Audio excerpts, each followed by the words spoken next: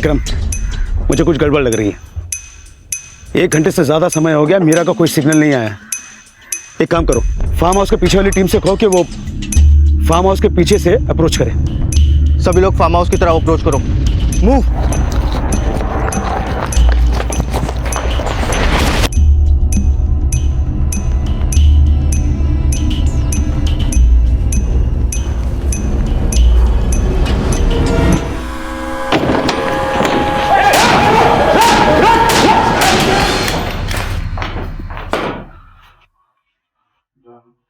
इन लोगों ने खुद ही अपनी जान ली है। मीरा और बच्चों को इन लोगों ने यहीं कहीं छुपा रखा है। विक्रम, पूरे घर की तलाशी लो। सर।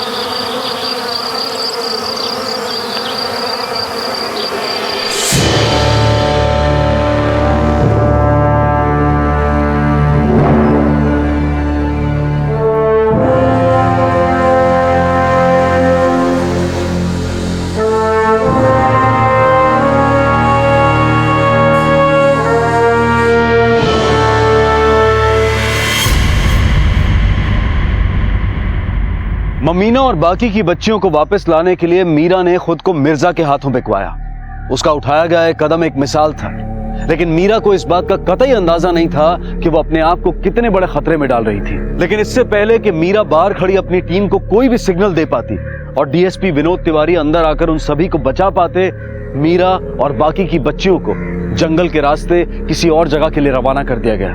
अब जहां मीरा को लाया गया था वो कोई आम जगह नहीं थी। वहां पहुंचते ही मीरा को पता चल चुका था कि उसका मुकाबला किसी आम चाइल्ड ट्रैफिकिंग गिरोह से नहीं, बल्कि झारखंड के कुख्यात अपराधियों से है।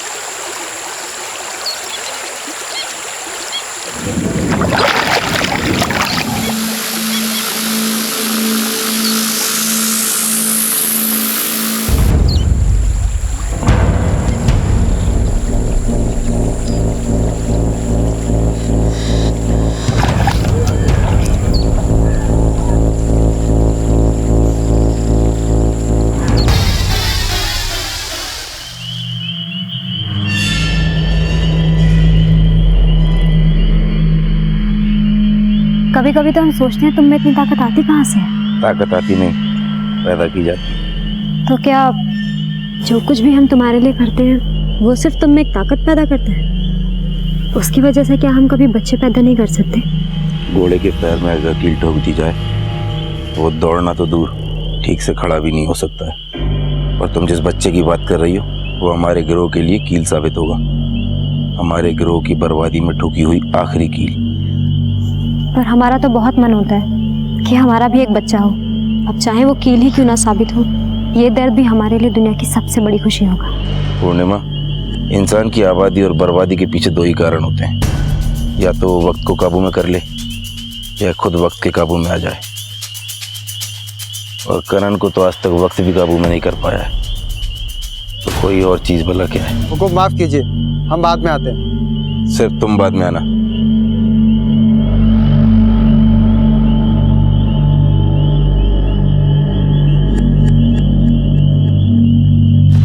सर ये रेडियो मॉडेम जो हमें फार्म हाउस से मिला है, रक्सली से अपने कम्युनिकेशन के लिए इस्तेमाल करते हैं। सर इसकी पावर 300 मेगाहर्ट्ज़ है। फिलहाल इन्होंने अपने रेडियो मॉडेम्स को चेंज किया है, जिसकी वजह से काफ़ी दूर तक बातचीत कर सकते हैं। सर हाई रेडियो फ्रिक्वेंसी की वजह से इन्हें पकड़ना आसान नहीं होगा। शुरुआत में हमें ये लगा था कि ये केस चाइल्ड ट्रैफिकिंग की गैंग का होगा, पर अब केस काफी सीरियस हो चुका है। इस केस का कनेक्शन रक्सलियों से है और उनके खिलाफ कार्रवाई करने के लिए मुझे सरकार से स्पेशल परमिशन लेना होगी। फॉरेस्ट डिपार्टमेंट की मदद की भी जरूरत होगी।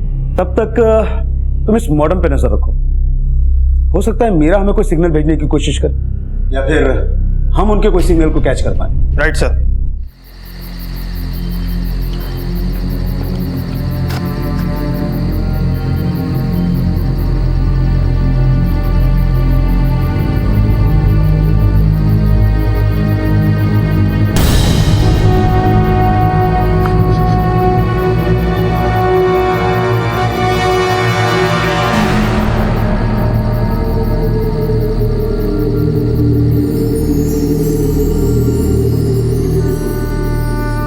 ममीना, मैं तुम सबको यहाँ से ले जाने आई हूँ। तुम्हारे साथ जो हुआ सो हुआ, और तुम्हारे अम्मा बापूजी अभी तुम्हारा इंतजार कर रहे हैं। मेरे अम्मा बाबूजी वो मेरा इंतजार कर रहे हैं। आप कौन हो? समझ लो मैं एक दीदी हूँ, और तुम्हारी दीदी तुमसे कह रही कि अब तुम्हारे साथ और कुछ नहीं होगा।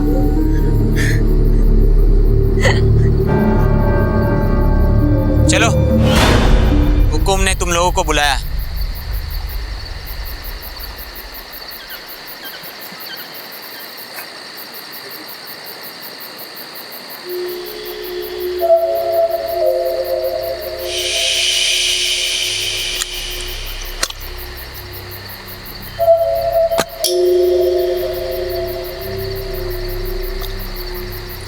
सारा सामान ले लिया ना? कुछ रह तो नहीं गया? हाँ हुकुम, सारा सामान ले लिया, कुछ नहीं रह गया। हुकुम, नया माल।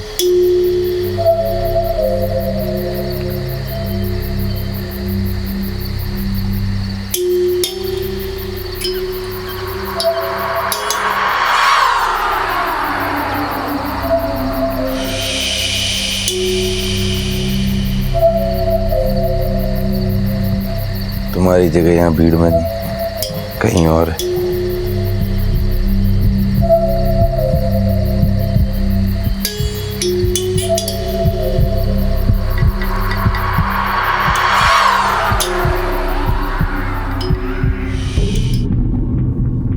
कनन, जो कि इस पूरे उग्रवादी गिरोह का मुखिया था, उसने इन बच्चियों को सिर्फ इसलिए अपने कब्जे में रखा था ताकि वो उन्हें अपनी भूख का शिकार बना सके। जो कुछ भी वो कर रहा था उसे बयां करने के लिए अमानवीय शब्द भी छोटा था। उसकी सोच घटिया थी और उसकी ये धारणा बिल्कुल गलत थी कि बंदूक की नोक पर वो जो चाहे करवा सकता है। मीरा अब इस गिरोह में थी। खतरा बहुत था, लेकिन मीरा डरने वालों में से नहीं थी। पर क्या मीरा अपने इस मकसद में कामयाब हो पाएगी? क्या मीरा इन मासूम बच्चियों को बचा पाएगी? क्या कनन को उसके किए की सजा मिलेगी?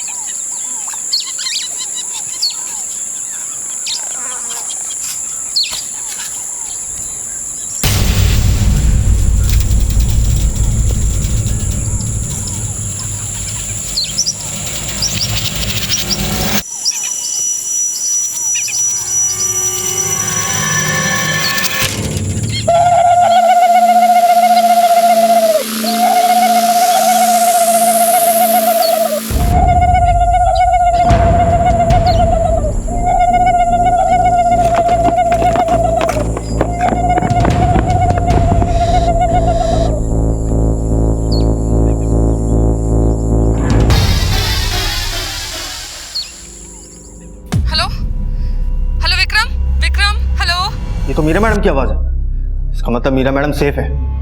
ये लोकेशन कहाँ पर है? एक सेकेंड सर, ये सिग्नल तो भानगंज जंगल से है, यहाँ से 9 किलोमीटर दूर। विक्रम, जल्दी से सारी फोर्स को रेडी करो, हमें ये मौका हाथ से नहीं जाने देना चाहिए। सर।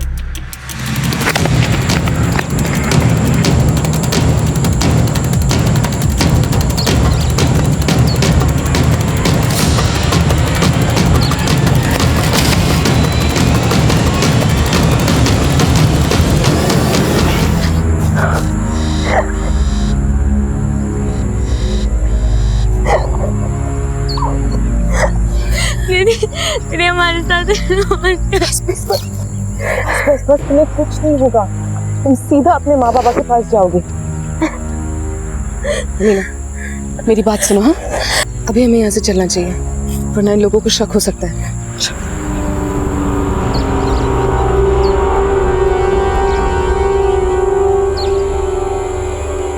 कहाँ गई थी तू? बस यही नीचे।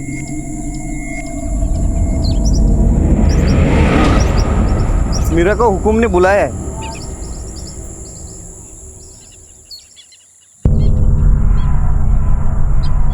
आपने बुलाया?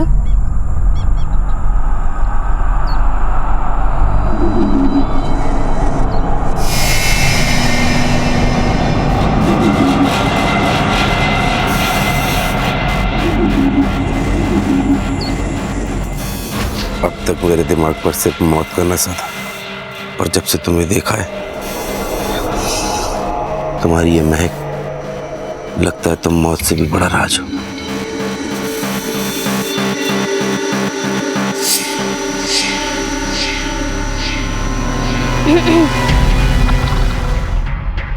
शेखर की लाश मिली है नीचे, किसी ने उसका सर कुचलकर हत्या कर दी। क्या? ये कैसे हो सकता है? हमारी पहरेदारी इतनी मजबूत है कि हवा भी हमारी इजाजत के बगैर नहीं चलती, फिर ये कैसे? कहीं ये सब इसलिए तो नहीं हुआ क्योंकि हवाओं में किसी और की महक फैल गई है?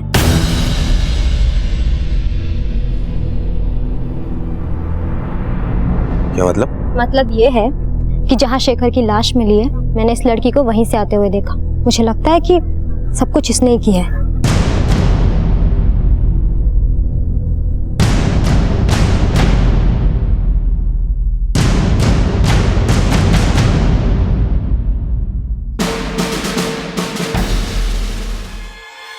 जल्दी बता, सच क्या है? हुकुम, मैंने शेखर को आखिरी बार ममीना के साथ देखा था। रुक जाइए, मैं बताती हूँ। मैं दरअसल नीचे गई थी, उस दौरान मुझे लगा कि शेखर किसी से बात कर रहा है। गौर से सुना तो पता चला कि वो पुलिस के साथ ही बात कर रहा था। वो आपके सर पे लगे 5 लाख रुपए के इनाम के लालच में आ गया था। वो पुलिस को इस जगह का पता दे रहा था। मैं सुन रही थी और तभी उसने मुझे देख लिया सुनते हुए। उसने मुझ पर हमला करने की कोशिश भी की। मैं मानती हूँ कि मैंने शेखर को मारा, लेकिन वो 5 लाख रुपए में बिक चुका था।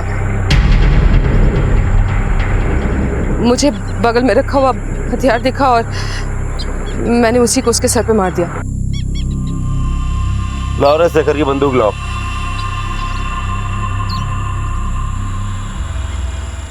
ये अपनी जान बचाने के लिए बातें बना रही है। इसे अभी के अभी खत्म कर दीजिए। सच है, झूठ लगे तो इस गलतफहमी पर भी आप मेरी जान ले सकते हैं।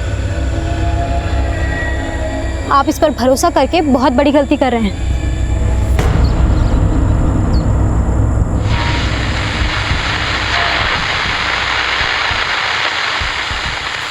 हम लोग नॉर्थ साइड से कवर करेंगे। डोंट शूट अंटिल आई से। हम उन्हें सरेंडर करने का एक मौका देंगे। तेरी बातें सिर्फ बोली हुई है, लेकिन इसने करके दिखाया है। इसने साबित कर दिया है कि ये सच्ची है। अब कोई भी इसकी तरफ उंगली नहीं उठाएगा।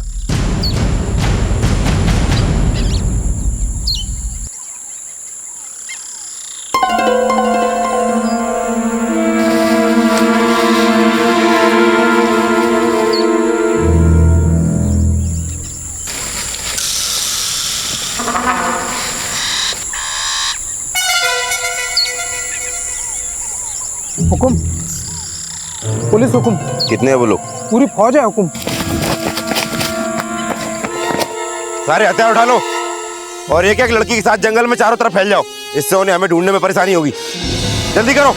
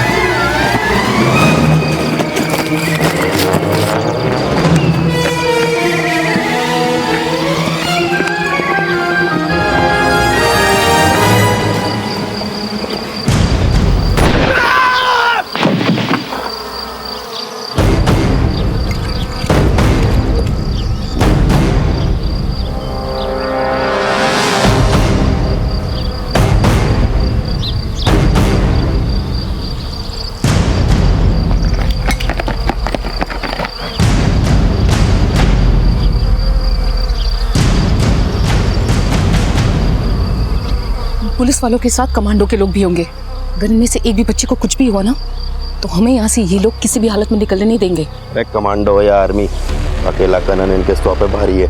मैं जानती हूँ कि आप अकेले इन सब पर भारी हैं, लेकिन जरा अपने गिरोह की सोचिए। मैं तुम जैसी बात का है 5 मिनट में गिर जाएंगे सारे के सारे। मेरे ख्याल से हमें सब लड़कियों को सुरक्षित रखना है। तुम कहो तो मैं इनसे बात करूं? रुक जाइए, रुक जाइए। देखिए, हमारे साथ कई मासूम बच्चे हैं। हमें यहाँ से निकलने दीजिए, वरना एक एक करके हर बच्ची को मार दिया जाएगा। ठीक है, अगर हम तुम्हें जाने देते हैं तो इस बात की क्या गारंटी है कि इन बच्चों को कुछ नहीं होगा? ये हमारे गिरोह के मुखिया कनन के मुंह से निकली हुई बात है। एक बार को दिन रात में भी बदल सकता है, पर ये नहीं बदलेंगे। Guns down.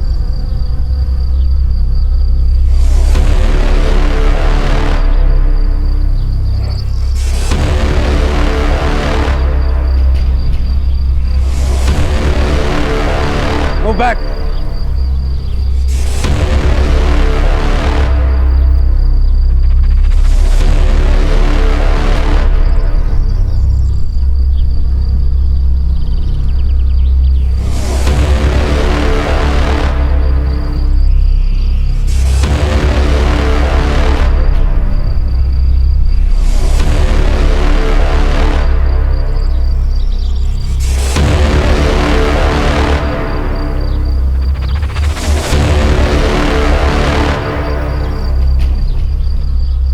ये क्या सर, हमने इनके ऊपर कोई एक्शन क्यों नहीं लिया? हमारी पहली प्रायोरिटी कन्नन को पकड़ने से ज्यादा बच्चियों की सुरक्षा है। और जहां तक मीरा को मैं जानता हूं, मीरा हरगिज ये नहीं चाहेगी कि बच्चियों को एक भी खरो जाए। लेकिन अब हम क्या करेंगे सर? अब हम पूरी तैयारी के साथ इंतजार करेंगे मीरा के अगले सिग्नल का। कन्नन हमेशा ऐसे दर्शाता था जैसे कि वो बहुत निडर है, लेकिन जो इंसान छुपने के लिए छोटी मासूम बच्चियों का सहारा ले, वो कभी भी निडर नहीं हो सकता। जो कुछ भी कन्नन कर रहा था वो एक बीमार दिमाग की उपज थी, और इस बीमारी को काबू में पाने के लिए मीरा ने उसका विश्वास जीतना शुरू कर दिया। क्योंकि मीरा अच्छी तरह से जानती थी कि जितना कन्नन उस पर विश्वास करेगा, मीरा के लिए उसे हराना उतना ही आसान होगा।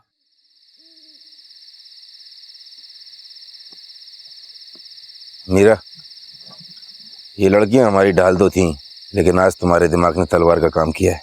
सिर्फ लड़कियों के सहारे वहां से निकलना बहुत मुश्किल था। तुम वाकई में बहुत समझदार हो। मुझे नहीं लगता कि पुलिस इतनी आसानी से हमारा पीछा छोड़ेगी। हमें इन लड़कियों को सुरक्षित रखना होगा, बिल्कुल सुरक्षित। कम से कम तब तक जब तक ये सब कुछ शांत न हो जाए। मेरी मानिए तो अपने आदमियों से कहकर इनका उठना बैठना अलग करवा दीजिए। कहीं इनके साथ किए गए जोर जबरदस्ती की वजह से इनमें से किसी एक की भी तबीयत बिगड़ गई तो हमारा यहाँ से निकलना नामुमकिन हो जाएगा। इन लड़कियों को अगर हम ठीक रखें तो इन्हें हम आगे भी ढाल की तरह इस्तेमाल कर सकते हैं। तुम बिल्कुल सही कह रही हो मीरा। जब तक मैं पुलिस वालों से अपने लोगों की मौत का बदला नहीं लेता, तब तक इन लड़कियों को अपनी ढाल बनाकर रखना होगा। इनका जिंदा रहना बहुत जरूरी है हमारे लिए। सर हमने उनके अड्डे को अच्छे से खंगाला है। सर, वहाँ काफ़ी मात्रा में दवाइयाँ मिली हैं। जैसे प्रेगनेंसी प्रोटेक्शन पिल्स। सर वहाँ हथियार तो कोई नहीं मिला, शायद हथियार वो अपने साथ ही ले गए। सर वहाँ एक सैटेलाइट फ़ोन मिला है, वो फ़ोन मैंने इंटेलिजेंस टीम को दे दिया। बहुत जल्द पता चल जाएगा कि रक्सली उस फोन से किसे फोन किया करते थे। रक्सलियों को भारी मात्रा में आर्म्स प्रोवाइड करने वालों तक हमें पहुंचना पड़ेगा। अगर हम उनकी इस सोच को खत्म कर दें तो शायद इनके साथ साथ कई और गैंग्स को भी पकड़ने में हमें मदद मिलेगी। हुकुम पुलिस प्रमोद तक पहुंच चुकी है और उस्मान को भी ना कई बार पुलिस की गाड़ी में देखे हम। हमको तो लग रहा है उस्मान के ही रास्ते प्रमोद तक पहुंची होगी पुलिस। उस्मान को कहाँ छुपा कर रखा उन लोगों ने?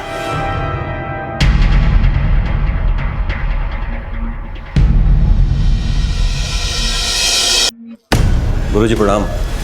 प्रणाम। आओ। उस्मान का कुछ पता चला? मैं गांव के हर दरवाजे पर पोलियो की दवा पिलाने के बहाने गया। जो मुझे फोटो दी गई थी उस तरह का एक आदमी मुझे एक घर में दिखाई दिया, लेकिन उसके साथ 2 लोग और थे और लग रहा था वो पुलिस वाले हैं।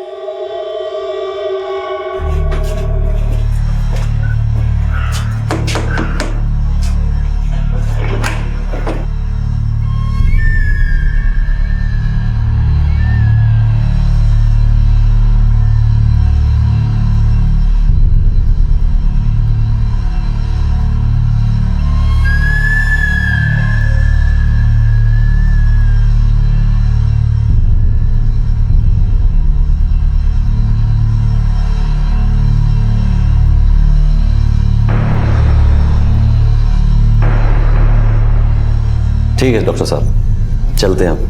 प्रणाम। प्रणाम। साहब, हमारी मम्मी ना कब आएगी? कैसी है वो? किस हालत में? तुम्हारी बेटी बिल्कुल सही सलामत है और हमारी ऑफिसर मीरा के साथ में है। अब इससे ज्यादा इस वक्त मैं तुम्हें कुछ और नहीं बता सकता, बस इतना कह सकता हूँ कि उसे कुछ नहीं होगा। मीरा दिन रात उसके साथ है और उसे वापस लाने में लगी हुई है। साहब, और कब तक हमें ऐसे रहना पड़ेगा? पता नहीं, डीएसपी साहब को लगता है कि तुम नक्सलियों के निशाने पे हो।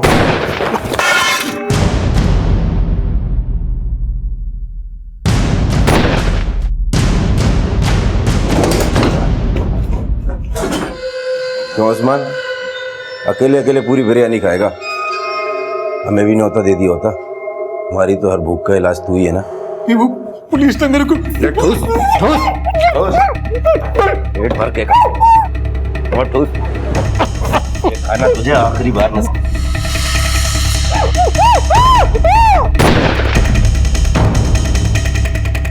बिरयानी के साथ इसे भी चौराहे पर लटका दो ताकि लोगों को पता चले जो पुलिस की बिरयानी खाएगा उसे हमारी गोली भी खानी पड़ेगी।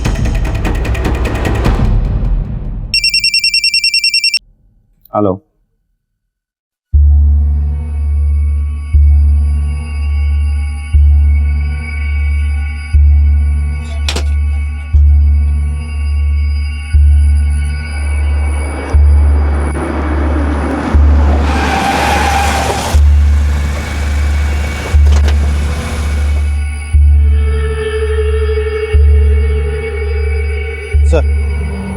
सर लाश पर से चिट्ठी मिली है।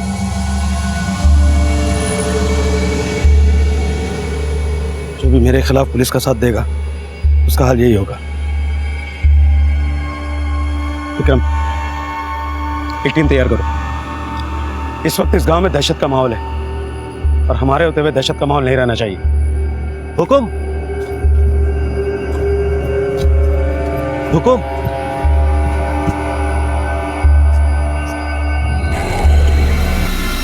पुलिस मेरे लिए गड्ढा खोद रही थी, लेकिन सच तो यह है कि वो लोग खुद गड्ढे में जा गिरे। पूर्णिमा में चाहता था कि मुझे वो सारे पुलिस वाले एक साथ मिले जिन्होंने हमारे लोगों को मारा है, क्योंकि गीदड़ों का शिकार झुंड में करने में मजा आता है। और ठीक वैसा ही हुआ। मैंने उस्मान को मारकर एक तीर छोड़ा था, उन्होंने हमारे 2 मारे थे। 2 के बदले उनके 20 मारूंगा ताकि उन्हें भी पता चले कनन चीज़ क्या है। पुलिस की नसों में खून नहीं, कनन के नाम का खौफ दौड़ेगा। और पूर्णिमा, इस बार मेरे साथ मीरा भी होगी।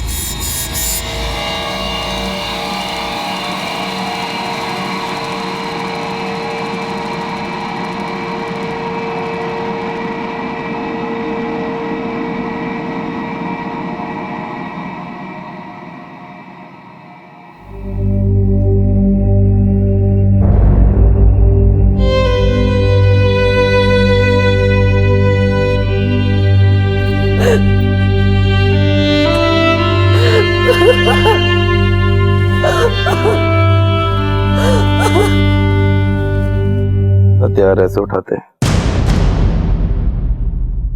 पकड़ो।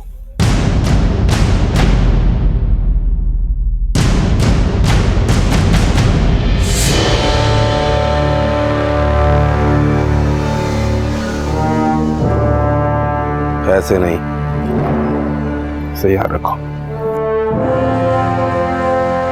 एक आंख बंद करो। शिकार करते वक्त एक बात याद रखना, नजर शिकार पर हो लेकिन ध्यान चारों तरफ होना चाहिए। लेकिन हमारा शिकार होगा कौन?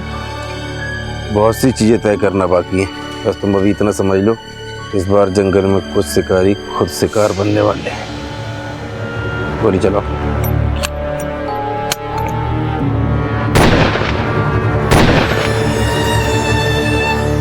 कन्नन अपना जाल बिछा चुका था और उसके इरादे काफी खतरनाक थे, पर मीरा वहां उसके साथ रहकर उन मासूम बच्चियों को बचाने की तरकीब सोचने में लगी थी।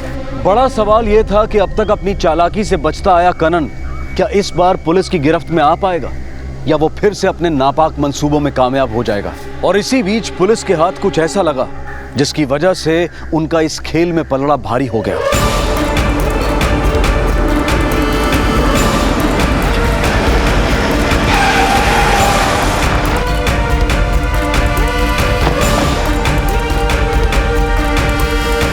प्रणाम डॉक्टर साहब। प्रणाम गुरुजी, प्रणाम। सुशांत, एक दवाइयों की लिस्ट बना ले जो गहरे घाव और दर्द में आराम देती हो, क्योंकि तेरा खेल अब खत्म। पहली बार जब तुझे प्रणाम करते सुना था तो ध्यान नहीं दिया, पर तेरे कॉल डिटेल्स ने तेरे राम प्रणाम सलाम सबका मतलब समझा दिया। रक्सलियों से मिला हुआ है ना तू? तेरे कोड वर्ड्स से ना ये उनसे बात करने के लिए। चल, अब कुछ कोड वर्ड्स हम भी तुझे सिखाते हैं थाने ले जाके। ले चलो इसे। सर सुनिए। हाँ साहब, मैं उन लोगों के लिए काम करता हूँ और उन लोगों का इलाज भी मैं ही किया करता हूँ सर। सुशांत, ये बात हमें पहले ही पता चल गई थी जब रक्सलियों के अड्डे से हमें वो दवाइयाँ मिली। वो दवाइयाँ जिस मेडिकल शॉप से ली गई थी वो ठीक तेरे हॉस्पिटल के बगल में है। चल जल्दी से अब वो बता दे जो हम सुनना चाहते हैं। बोल।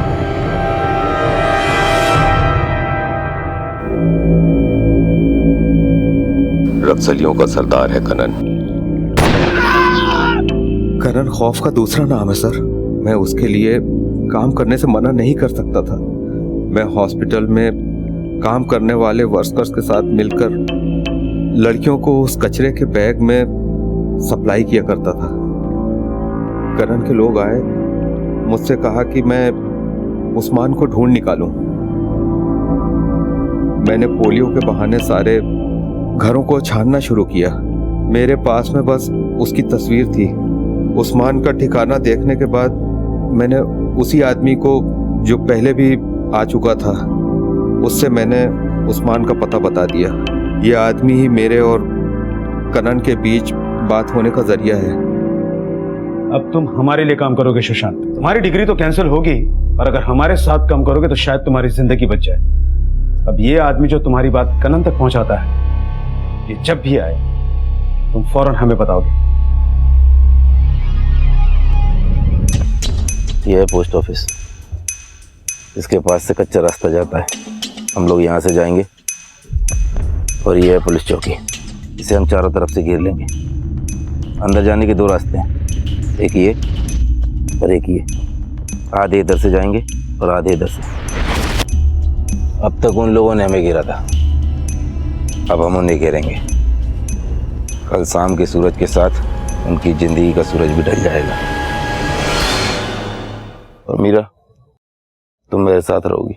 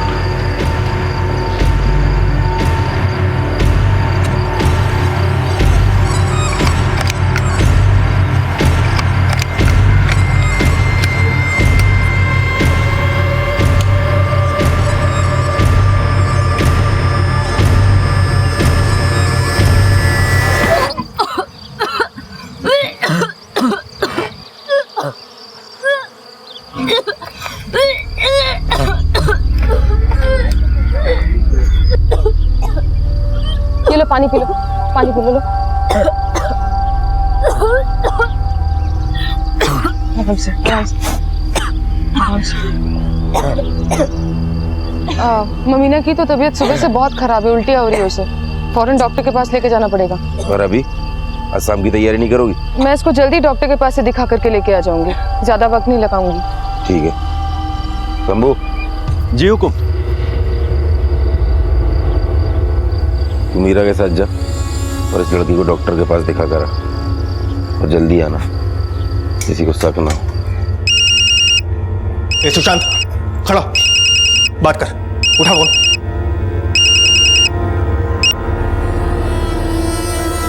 हेलो। हाँ हाँ, अभी आ रहे हो? हाँ ठीक है। हाँ, इलाज कर रहा हूँ। हाँ, मैं हॉस्पिटल में ही हूँ।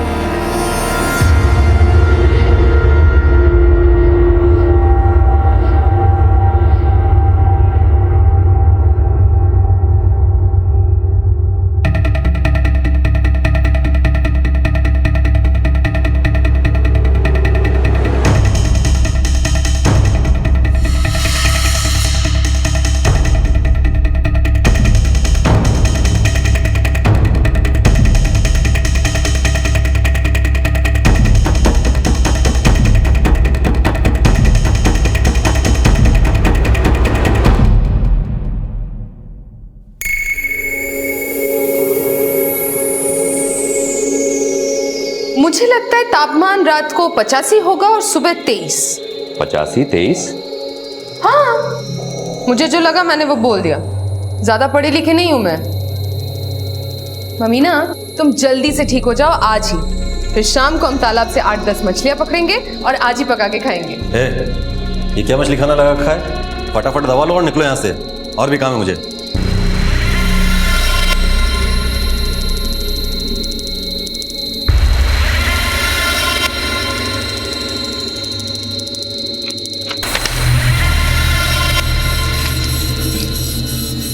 ये एक गोली दिन में 2 बार।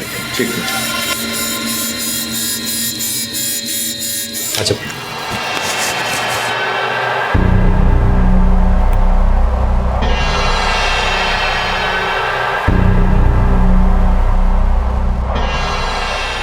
ममीना को तो कुछ भी नहीं हुआ था, और मुझे समझ में नहीं आता कि आपने उन लोगों को अरेस्ट क्यों नहीं किया।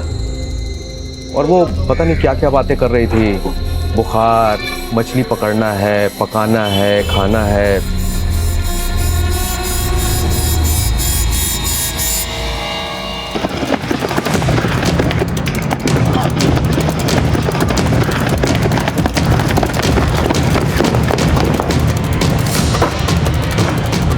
चारों तरफ फैल जाओ।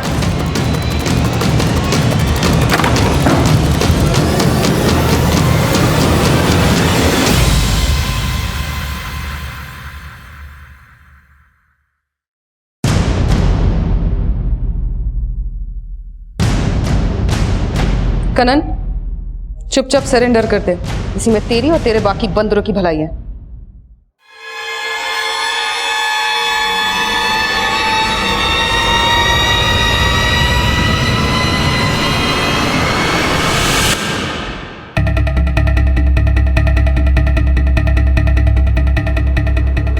मैंने कहा था मीरा, वक्त को मैंने अपनी मुट्ठी में कर रखा है। करण को पकड़ना इतना आसान नहीं है। मुझे तो शुरू से इस पर शक था, मैंने तुम्हें बताया भी, लेकिन तुम इसकी बातों में आ गई। अब किसी भी बात का कोई फायदा नहीं है, यहाँ पर सिर्फ हम लोग हैं। मुझे तो मेरी जान की परवाह है नहीं, और जहाँ तक मुझे पता है पुलिस ने यहाँ के हर एग्जिट पॉइंट पर अपना पहरा लगा दिया है। तू अब नहीं बचेगा।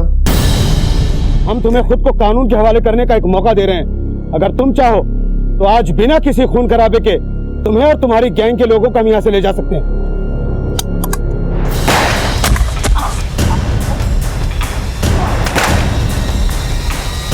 आइयो, लेके जाओ इसे। चलो, लेके जाओ। मैडम, आप ठीक तो है ना? जब से आप रक्सल्स के साथ थी, हमारी टीम चैन से नहीं बैठी।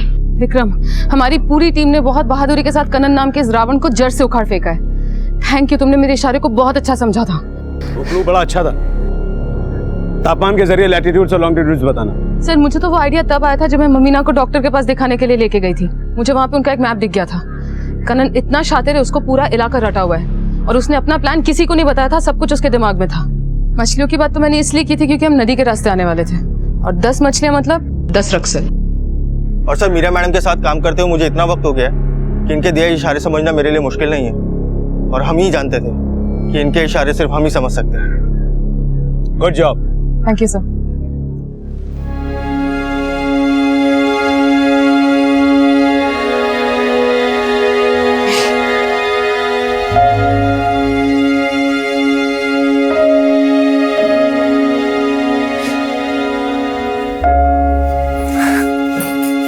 मैडम, हम लोग तो उम्मीदें खो दिए थे। प्लीज प्लीज नहीं, आपने हमारी बेटी को बचा लिया।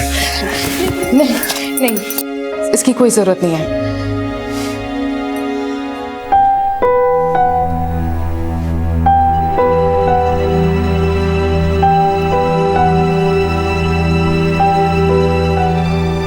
ममीना और बाकी की बच्चियों को बचाने के लिए मीरा अपनी जान पर खेल गई। अपनी जान की परवाह किए बगैर उसने कनन जैसे कुख्यात अपराधी का डटकर सामना किया। अब तक दुनिया से बचता आया कनन आखिरकार मीरा के फेंके हुए जाल में जा फंसा। इस केस में मीरा ने जिस बहादुरी से काम करते हुए बेकसूर बच्चों को बचाया, उसके लिए क्राइम पेट्रोल उन्हें सलाम करता है। कनन और उसका गिरोह अब पुलिस की हिरासत में है। उसके गिरोह से बचाई गई बच्चियों के लिए मीरा अब एक प्रेरणा स्रोत है। इस केस में हम सबके लिए सीख है कि गलत विचारधारा और विकृत मानसिकता के साथ अगर हम चाहें कि सारी दुनिया हमारे सामने घुटने टेक दे तो यह असंभव है, क्योंकि क्राइम नेवर पेस। अब मैं अनूप सोनी आपसे विदा लेता हूं। फिर मुलाकात होगी अगले एपिसोड में एक और चौंका देने वाले केस के साथ। तब तक अपना और अपने परिवार का ख्याल रखें और देखते रहें क्राइम पेट्रोल डायल 100।